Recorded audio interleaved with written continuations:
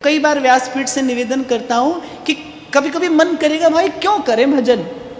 मन तो उधम करता है ना, बुद्धि प्रश्न उपस्थित करती है, संशय उपस्थित करती है। तो मैं कहता हूं सब प्रश्नों का एक उत्तर है, क्यों करें भजन? क्योंकि गुरु की आज्ञा है।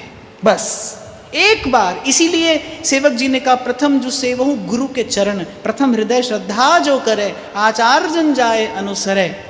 एक बार सर्वात्म भाव से अपनी श्रद्धा गुरु चरणों में निवेदन कर दीजिए। क्यों भजन करना है? अपने लिए नहीं करना। हम नहीं जानते भजन से क्या होगा, हम नहीं जानते इससे प्रभु मिलेंगे या नहीं मिलेंगे, पर गुरु की आज्ञा है, बस इसलिए भजन करना है। आपको मुझे श्री सेवक जी महाराज की आज्ञा है, मन क्रम वचन कहो नित टेरे, श्री हरिवंश प्राण धन मेरे। ये सेवक जी महाराज की आज्ञा है। तो आप और मैं जब भजन करें तो बस गुरुजनों की आज्ञा समझकर करें। और आज्ञा समझकर करने से क्या होगा? भजन आप गुरुजनों की आज्ञा समझकर करेंगे तो इससे क्या होगा? कृपा कृपा सब कोई कहे, कृपा पात्र नहीं कोई, कृपा पात्र सोई जानिए जो आज्ञावर्ती हो। गुरुजनों की आज्ञा में रहने वाला कृपा पात्र बन जाता है, सुंदर पात्र बन जाएंगे आप। और पात्र बनते ही, मैं आज तीसरे दिन फिर दोहरा रहा हूं, पात्र बनते ही एक क्षण का भी विलंब नहीं होता।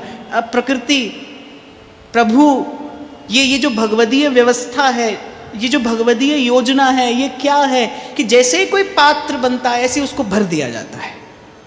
केवल पात्र बनने की देर है। जैसे ही आप पात्र बनेंगे तैसे ही आपको उस प्रेम रस से लबालब भर दिया जाएगा। बस पात्र बनाना है आपको, मुझे स्वयं को, और पात्र बना जाता है गुरुजनों की आज्ञा में रहने से। सेवक जी ध्रुवदास जी महाराज सिद्धांत विचार में कहते हैं, सत्संग की बाढ़ दृढ़ करके गए, दृढ़ करके गए। आपको उदाहरण दिया था ना मैंने, एक हाथी स्नान करता है और देखो जिस सूंड से स्नान करता है उसी सूंड से धूल भी अपने ऊपर डालता है। आप और मैं जिस मन से भगवत भजन, भगवत चिंतन, भगवत स्मरण यहाँ पर बैठकर कर रहे हैं, यही मन यहाँ से जाते ही विषय का सेवन करेगा, विषय का चिंतन करेगा। और हमारे महाप्रभु कहते हैं, द्वै तुरंग पे चढ़त कौन हट परिधो कौन पे धायो।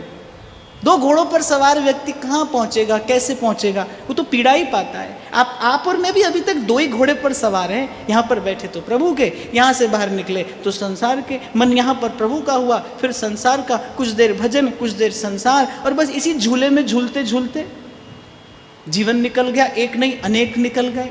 किया क्या जाए, किया क्या जाए? बस गुरुजनों की आज्ञा में रहिए।